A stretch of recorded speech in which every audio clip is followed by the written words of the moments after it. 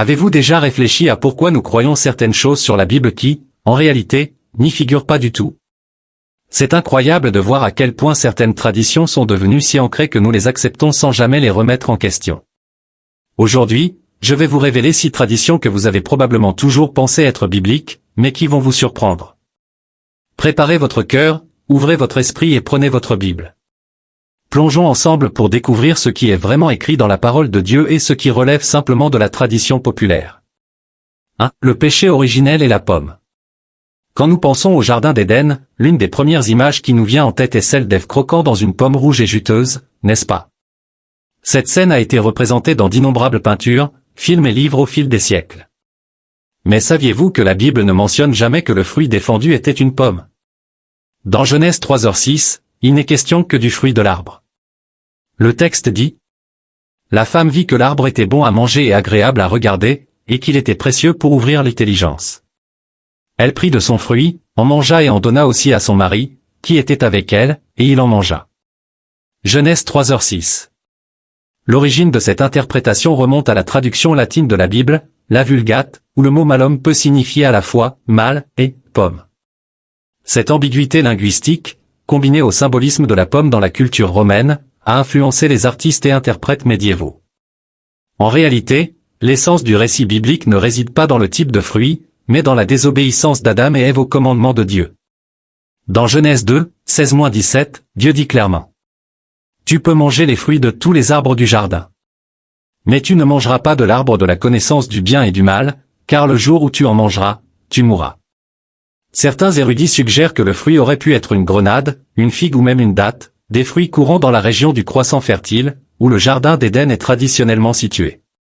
Cependant, ce qui importe vraiment, ce n'est pas le fruit en lui-même, mais les conséquences de la désobéissance.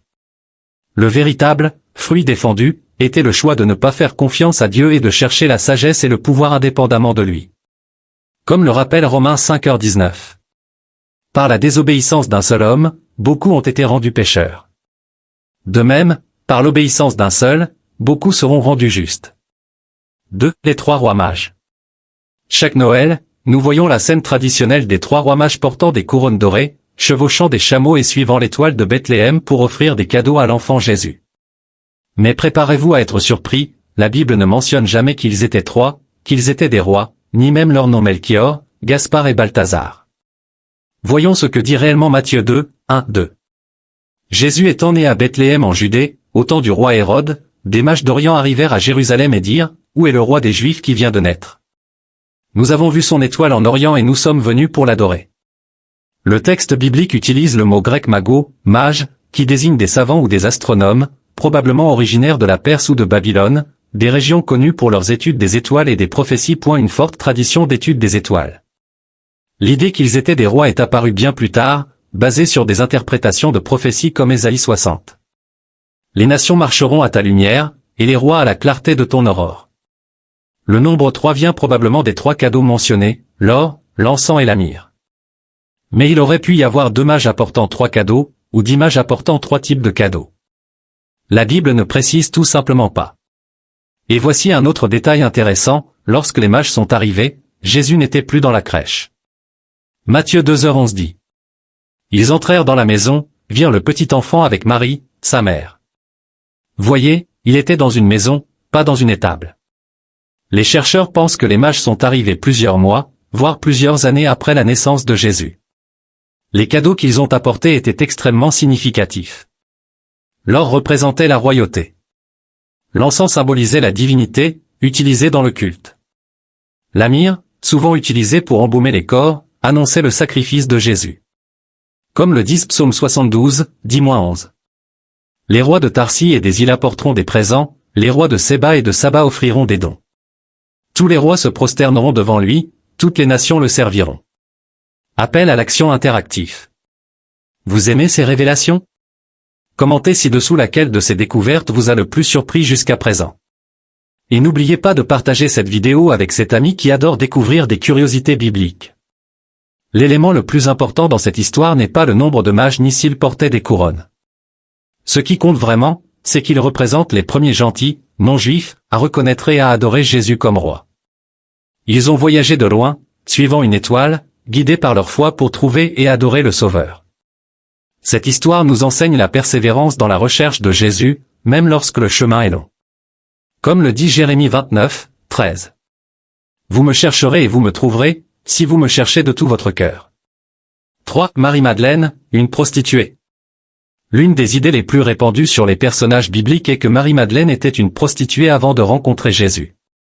Cette histoire apparaît dans des films, des livres et même des sermons. Mais saviez-vous que cela n'est jamais mentionné dans la Bible?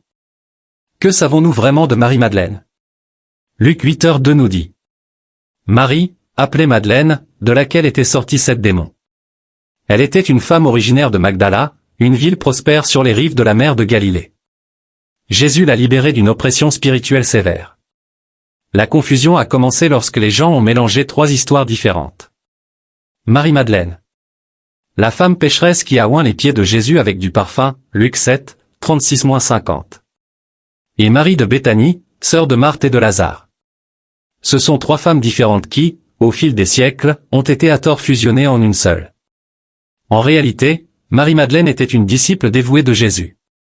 Elle était présente lors des moments les plus importants de son ministère. Elle était l'une des rares à rester au pied de la croix, Jean 19h25. Elle a aidé à l'ensevelissement de Jésus, Marc 15h47. Et elle a été la première personne à voir Jésus ressuscité, Jean 20, 14-18. Pensée Y, Jésus lui a confié le message le plus important de l'histoire, sa résurrection. Jean 20, 17-18 rapporte. Va trouver mes frères et dis-leur, je monte vers mon Père et votre Père, vers mon Dieu et votre Dieu. Et Marie-Madeleine alla annoncer aux disciples. J'ai vu le Seigneur. L'exemple de Marie-Madeleine nous enseigne la transformation et le sens. Après avoir été libérée, elle n'a pas seulement suivi Jésus, elle est devenue l'un des principaux témoins de son ministère. Comme le dit 2 Corinthiens 5h17. Si quelqu'un est en Christ, il est une nouvelle créature. Les choses anciennes sont passées, voici, toutes choses sont devenues nouvelles. Cette histoire nous montre également comment Jésus valorisait les femmes à une époque où elles étaient marginalisées. Non seulement il les acceptait comme disciples, mais il leur confiait des rôles importants. Marie-Madeleine n'a pas besoin de légendes ou d'histoires inventées, sa véritable histoire biblique est suffisamment puissante. La transformation de Marie-Madeleine n'était pas celle d'une prostituée devenue disciple, mais d'une personne spirituellement opprimée devenue une leader spirituelle. Comme il est dit dans Galates 5h1, c'est pour la liberté que Christ nous a libérés. Tenez ferme donc, et ne vous laissez pas remettre sous le joug de l'esclavage. 4. Noël le 25 décembre. Quand arrive décembre, tout le monde se prépare à célébrer Noël le 25, les sapins décorés, les crèches installées, les lumières colorées illuminant les rues. Mais voici une révélation qui pourrait vous surprendre, la Bible ne mentionne jamais cette date pour la naissance de Jésus. En fait, plusieurs indices suggèrent qu'il est né à une autre période de l'année. Commençons par analyser ce que la Bible nous dit réellement au sujet de la naissance de Jésus. Dans Luc 2h08, on trouve un indice intéressant, il y avait dans cette même région des bergers qui passaient la nuit dans les champs pour garder leurs troupeaux. Pour comprendre pourquoi cela est significatif, il faut connaître un peu le climat et les coutumes de la région de Bethléem, en Judée. Décembre est une période de fortes pluies et de froid intense. À cette époque, les bergers ne gardaient pas leurs troupeaux dehors pendant les nuits d'hiver. Cette pratique était surtout courante de mars à octobre. Pendant la saison froide, les animaux restaient à l'abri, surtout la nuit, lorsque les températures chutaient brutalement. Un autre détail révélateur se trouve dans Luc 2, 1, 4, qui mentionne le recensement ordonné par César Auguste. En ce temps-là parut un décret de César Auguste, ordonnant un recensement de tout l'Empire. Ce premier recensement eut lieu pendant que Quirinius était gouverneur de Syrie. Et tous allaient se faire inscrire, chacun dans sa ville. Les Romains, réputés pour leur efficacité administrative, n'auraient probablement pas exigé que la population se déplace en hiver, lorsque les routes devenaient boueuses et dangereuses à cause des pluies. De plus, pour une femme enceinte comme Marie, voyager dans de telles conditions aurait été encore plus difficile. Mais alors, pourquoi célébrons-nous Noël le 25 décembre? L'histoire derrière ce choix est fascinante et nous ramène au IVe siècle après Jésus-Christ. À cette époque, l'Empire romain célébrait une importante fête païenne appelée Dies Natalis Soli Invicti, la naissance du soleil invaincu, précisément le 25 décembre. Cette fête du soleil invaincu était particulièrement importante dans l'Empire romain, car elle marquait le solstice d'hiver, lorsque les jours recommençaient à rallonger. Les Romains croyaient que le soleil renaissait, triomphant des ténèbres de l'hiver. C'était une célébration pleine de symboles, de festivités et d'échanges de cadeaux. Lorsque le christianisme est devenu la religion officielle de l'Empire romain, l'Église a fait face à un défi intéressant: comment gérer ces fêtes païennes profondément ancrées dans la culture populaire? La stratégie adoptée fut de christianiser ces célébrations en leur donnant de nouvelles significations chrétiennes. En l'an 350 après Jésus-Christ, le pape Jules Ier désigna officiellement le 25 décembre comme la date de la naissance de Jésus. C'était un choix stratégique. Au lieu d'essayer d'éliminer une fête populaire, l'Église transforma son sens. Le symbolisme était parfait: Jésus, la véritable lumière du monde, est né au moment où la lumière naturelle commence à vaincre les ténèbres de l'hiver. Il existe cependant d'autres théories intéressantes sur le choix de cette date. L'une d'elles est liée à une ancienne croyance juive selon laquelle les prophètes mouraient à la même date que celle de leur conception. Comme il existait une tradition situant la mort de Jésus au 25 mars, certains calculèrent que sa conception aurait eu lieu à la même date. 9 mois plus tard, on arrive au 25 décembre. Les évangiles nous donnent quelques indices sur la période réelle de la naissance de Jésus.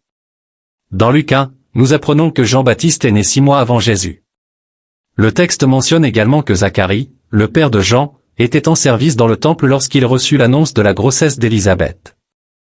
En tenant compte des périodes de service des prêtres dans le temple, certains chercheurs suggèrent que Jésus pourrait être né à l'automne, possiblement pendant la fête des tabernacles. Tabernacle. Il y a une belle symbolique dans la fête des tabernacles. Dans Jean 1h14, il est écrit « Et la parole a été faite chair, et elle a habité parmi nous ». Le mot « habiter » en grec signifie littéralement tabernacler ou installer sa tente. Si Jésus est réellement né pendant cette fête, cela représenterait parfaitement Dieu venant habiter parmi son peuple. Les conditions mêmes de la naissance de Jésus nous donnent plus d'indices. Luc 2h7 dit « Elle mit au monde son fils premier-né. Elle l'emmaillota et le coucha dans une mangeoire, parce qu'il n'y avait pas de place pour eux dans l'hôtellerie. » Bethléem aurait été bondée pendant les grandes fêtes juives, quand des pèlerins venaient de partout. Cela a plus de sens durant une fête importante qu'à une période normale de l'année. Alors, êtes-vous surpris par toutes ces découvertes? Laissez un commentaire ci-dessous en nous disant laquelle de ces informations vous a le plus impressionné. Continuez à regarder, car il y a encore beaucoup à découvrir. Les premiers chrétiens, en fait, ne célébraient même pas la naissance de Jésus. Ils se concentraient sur sa mort et sa résurrection. La célébration de Noël telle que nous la connaissons aujourd'hui s'est développée au fil des siècles, en incorporant diverses traditions culturelles. Il est intéressant de noter que différentes cultures chrétiennes célèbrent Noël à des dates différentes. L'Église orthodoxe, par exemple, célèbre Noël le 6 janvier, une date connue en Occident comme l'Épiphanie. Certaines églises arméniennes célèbrent Noël le 18 janvier. Le plus fascinant est de voir comment Dieu a même utilisé une date à l'origine païenne pour répandre le message de l'Évangile. Comme le dit Romains 8h28, nous savons que tout contribue au bien de ceux qui aiment Dieu. La date choisie par l'Église primitive a servi à aider les gens à mieux comprendre qui est Jésus, la vraie lumière du monde. L'apparence physique de Jésus. Avez-vous remarqué comment Jésus est presque toujours représenté de la même manière dans l'art, cheveux longs bruns, yeux clairs, barbe bien taillée, peau claire? Mais voici quelque chose qui va vous surprendre, la Bible ne fournit aucune description physique détaillée de Jésus. En fait, la seule référence prophétique à son apparence se trouve dans Ésaïe 53, 2, « Il n'avait ni beauté, ni éclat pour attirer nos regards, et son aspect n'avait rien pour nous plaire. » Cela est très différent des images auxquelles nous sommes habitués, n'est-ce pas? Jésus était un juif du 1er siècle, né au Moyen-Orient. En considérant le contexte historique et géographique, il avait probablement les traits typiques des hommes de cette région, peau plus foncée, cheveux et yeux bruns foncés, stature moyenne. La représentation commune de Jésus que nous connaissons aujourd'hui a été fortement influencée par l'art de la Renaissance européenne. Des artistes comme Léonard de Vinci et Michel-Ange ont dépeint Jésus en ressemblant aux gens de leur propre culture, des Européens à la peau claire. Une découverte archéologique intéressante provient d'une ancienne synagogue à Doura Europo, en Syrie, datant du IIIe siècle. Les peintures murales trouvées là-bas montrent comment les Juifs de cette époque s'habillaient et ressemblaient. Il est probable que Jésus ressemblait beaucoup plus à ces représentations qu'aux images de la Renaissance que nous connaissons.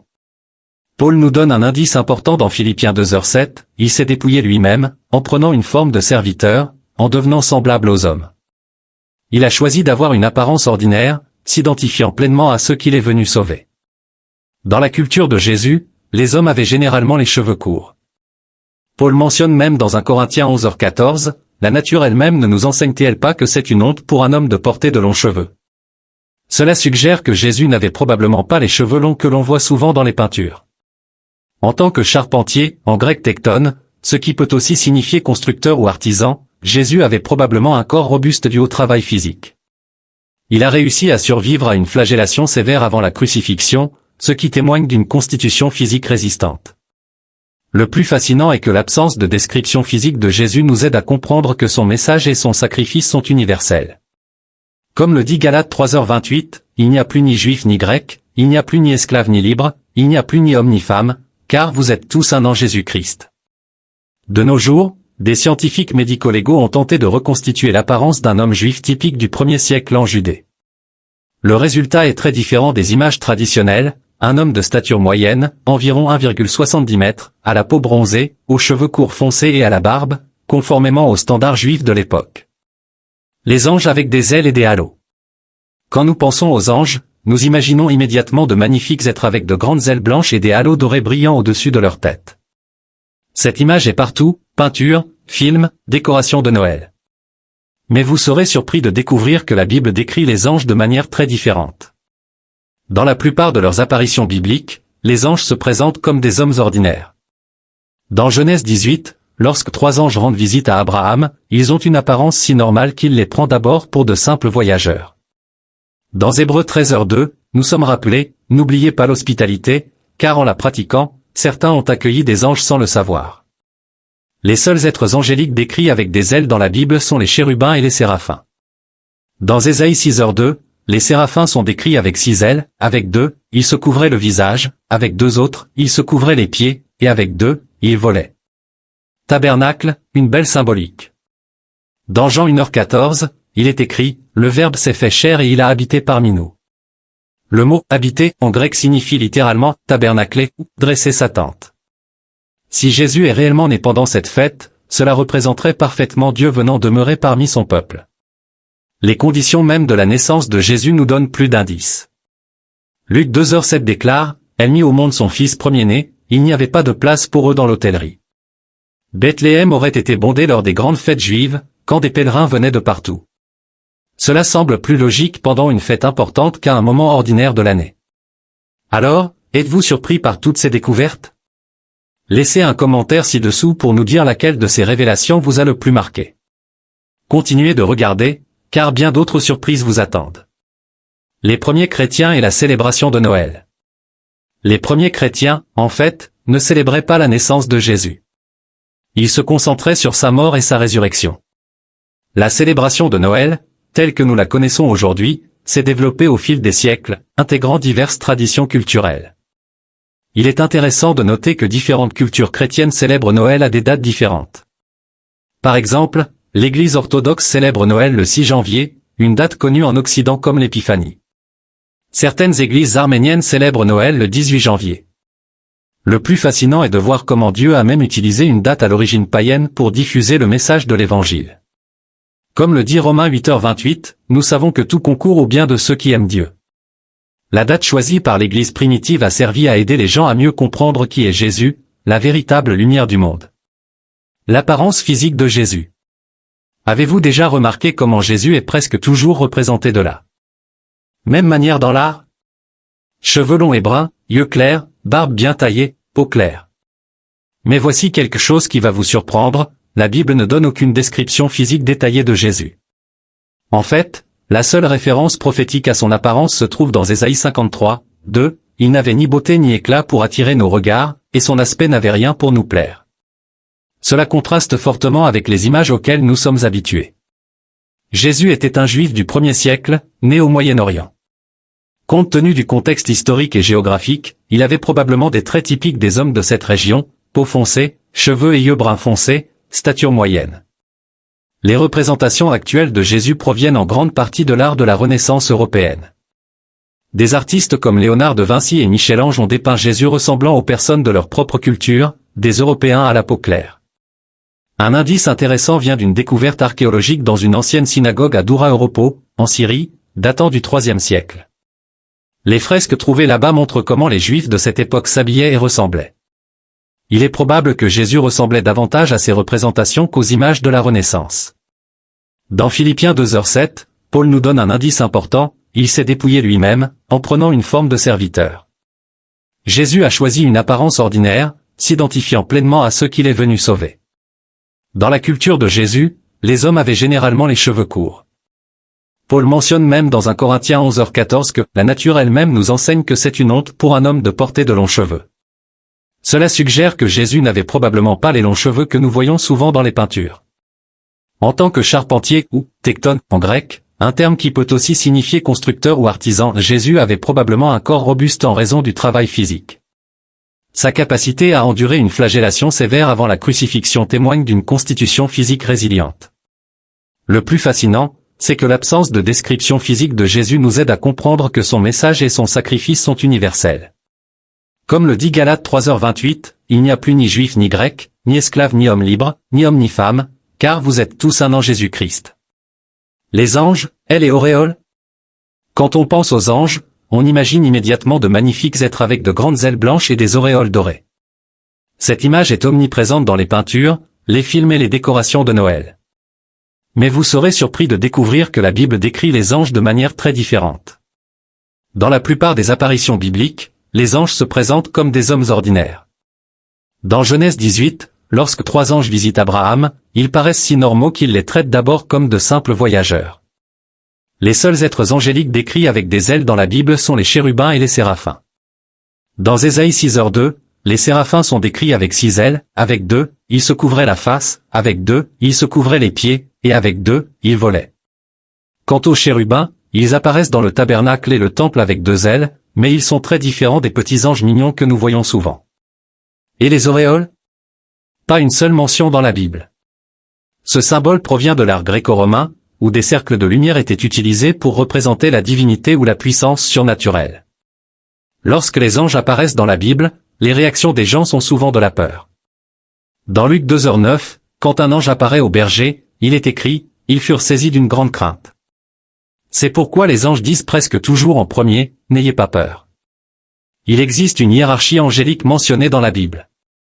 Nous avons les archanges comme Michel, Jude 1h9, les chérubins qui gardent l'entrée d'Éden, Genèse 3h24, et les séraphins autour du trône de Dieu, Ésaïe 6. Le plus important à comprendre est que les anges, peu importe comment nous les imaginons, sont des serviteurs de Dieu envoyés pour nous aider dans notre cheminement vers le salut. Comme le dit Psaume 91, 11, car il donnera ordre à ses anges de te garder dans toutes tes voies. Conclusion. Nous avons terminé nos 6 révélations surprenantes sur des choses que beaucoup pensent être dans la Bible, mais qui n'y sont pas. Si ce contenu vous a ouvert les yeux, partagez cette vidéo avec au moins 3 amis qui doivent connaître ces vérités. Abonnez-vous à la chaîne et activez la cloche pour ne pas manquer nos prochaines vidéos révélatrices. Et rappelez-vous, l'essentiel n'est pas de suivre les traditions, mais de connaître la vérité de la parole de Dieu. Comme Jésus l'a dit dans Jean 8h32, vous connaîtrez la vérité, et la vérité vous affranchira. À la prochaine vidéo. Que Dieu vous bénisse tous.